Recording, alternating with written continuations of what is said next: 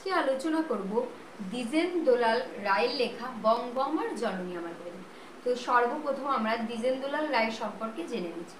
দ্বিজেন দোলাল রায় 1963 সালে জন্মগ্রহণ করেন এবং 1913 সালে তিনি মৃত্যুবরণ করেন। দ্বিজেন দোলাল রায়ের জন্মস্থান নদিয়া জেলার কৃষ্ণনগরে।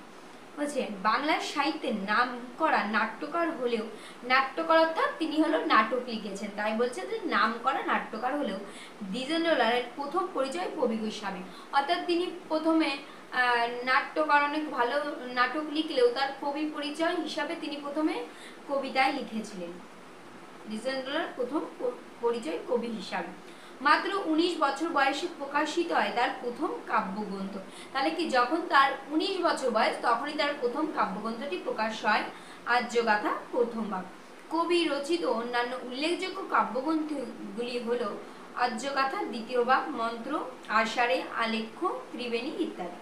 দ্বিজেন দোলালের কবি প্রতিভার প্রশংসা করেছেন স্বয়ং রবীন্দ্রনাথ। তাহলে কি দ্বিজেন দোলাল রায় এত ভালো লিখতেন যে স্বয়ং রবীন্দ্রনাথই শায়ের সম্পর্কে প্রশংসা করেছেন। দ্বিজেন দোলাল ছন্দ নিয়ে নানা পরীক্ষা নিরীক্ষা করেছেন। তিনি মানুষের মুখের ভাষাকে ছন্দ প্রয়োগ করেছেন। তিনি মানুষের মুখের ভাষা অর্থাৎ প্রতিনিয়ত যে ভাষায় আমরা কথা বলি সেগুলো নিয়ে মুখের ভাষা নিয়ে ছন্দে ব্যবহার করেছেন। তিনি অনেক হাসির কবিতা রচনা করেছেন, অর্থাৎ হাস্য 4 প্রকার, স্যাটায়ার, উইট, হিউমার পার্ট, এরকম হাস্যরসের মাধ্যমে তিনি অনেক কবিতা রচনা করেছেন। দ্বিজেন্দ্র গীত হিসাবে পরিচিত তার গানগুলি আজও বাঙালির জীবনে সমাদিত। কবি দ্বিজেন দোলাল কবিতার মূল সুর স্বদেশ প্রেম, অর্থাৎ কবি দ্বিজেন দোলাল রায়ের কবিতার মূল সুর কি স্বদেশ প্রেম। স্বদেশ অর্থাৎ নিজ দেশের প্রতি ভালোবাসার কি।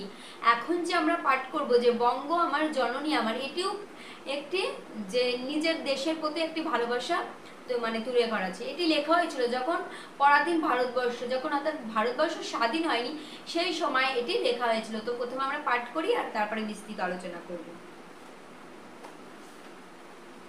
বলছে বঙ্গ আমার জননী আমার, ধাত্রী আমার, আমার দেশ, কেন গোমা তোর শুষ্ক নয়ন, কেন গোমা তোর রুক্ষ কোষ। বলছে বঙ্গ আমার, বলছে বঙ্গ প্রদেশটা আমার, জননী আমার অর্থাৎ মা আমার, অর্থাৎ বঙ্গপ্রদেশের মা তো মাতৃভূমি আমার, ধাত্রী আমার অর্থাৎ ধাত্রী মানে গর্ভধারিণী মানে যিনি গর্ভে ধারণ করেছেন, আমার দেশ এটা হলো আমার দেশ।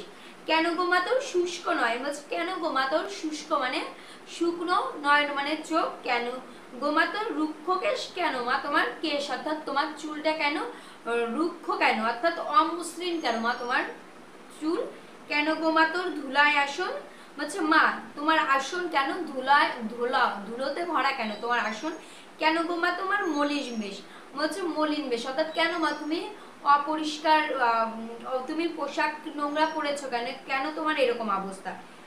বলছে 30 কোটি সন্তান যার ডাকে উঠছে আমার দেশ, বলছে যার যখন কবিতা লিখেছে তখন তার 30 কোটি সন্তান ছিল, তাই বলছে 30 কোটি সন্তান যে তোমাকে ডাকছে, তোমার কেন এরকম অবস্থা।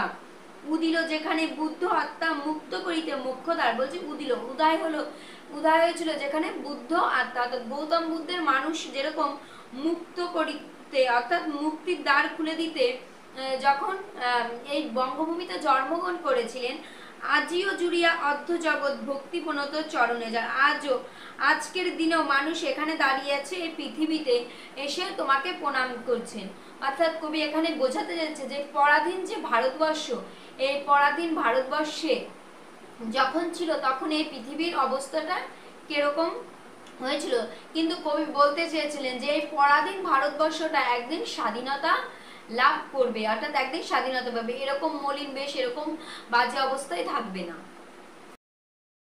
অশোক যাহার কীর্তি ছাইল গান্ধার হতে জলদি শেষ, তুই কিনা মাগো তাদের জননী, তুই কিনা মাগো তাদের দেশ। বলছে অশোক অর্থাৎ সম্রাট অশোকের কথা এখানে বলা হয়েছে, যিনি ছিলেন মগধের রাজা, যে অশোক যাহার কীর্তি চাইল গান্ধার হতে জলদি শেষ অর্থাৎ বন থেকে জলদি অর্থাৎ সমুদ্র শেষ, তুই কিনা মাগো তাদের জননী, তুই কিনা মাগো তাদের দেশ।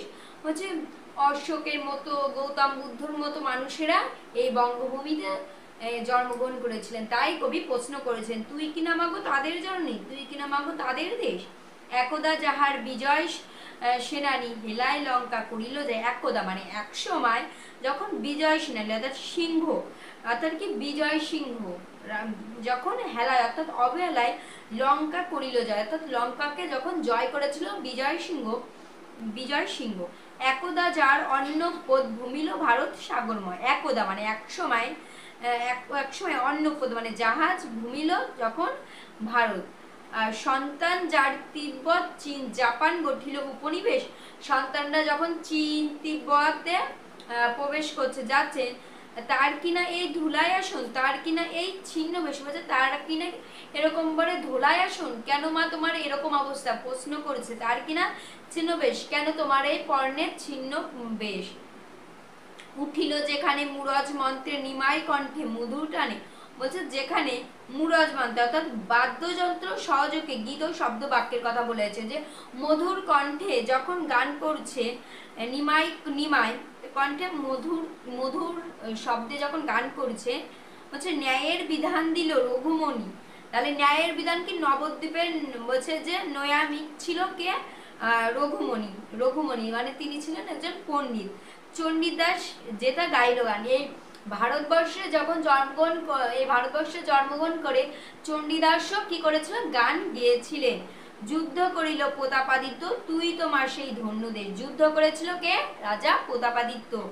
ধন্য আমরা এই যদি এই শিরায় থাকে তাদের রক্ত নেই, বলছে আমরা ধন্য এই বঙ্গভূমিতে জন্ম করার জন্য, আমরা ধর্ম যদি এ শিরায় থাকে তাদের রক্ত লেশ, তার রক্তের ছোঁয়া যদি থাকে সেটা এতে আমরা ধন্য।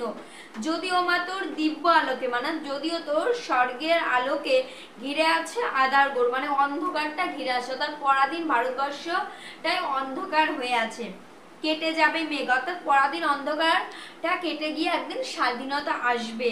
নবীন গরিমা অর্থাৎ নতুন গৌরব ভাতিবে আবার ললাটে তোর, অর্থাৎ তোর কপালে আবার নতুন গরিমা অর্থাৎ নতুন গৌরব আসবে।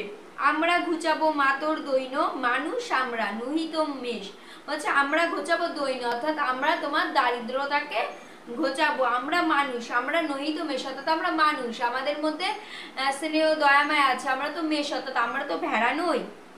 দেবী আমার সাধনা আমার স্বর্গ আমার দেশ, তাই নিজের বঙ্গভূমিকে এরকম করে ভালোবেসে তিনি এমন সম্বোধন করেছে। কিসের দুঃখ কিসের দৈন্য, অর্থাৎ কিসের দুঃখ কিসের তোমার কষ্ট, কিসের লজ্জা কিসের ক্লেশ, অর্থাৎ কিসের তোমার কষ্ট। 30 কোটি মিলিত কণ্ঠে ডাকে যখন আমার দেশ, বলছে আমরা যখন 30 কোটি সন্তানরা মিলে তোমাকে ডাকছি তখন আর কিসের দুঃখ কষ্ট, মানে কবি এটা লিখে এটাই বোঝাতে দিয়েছেন যে পরাধীন ভারতবর্ষ একদিন স্বাধীনতা আসবে, সেদিন এরকম রুক্ষ কেশ থাকবে না, এরকম অমসৃণ চুল থাকবে না। ধন্যবাদ।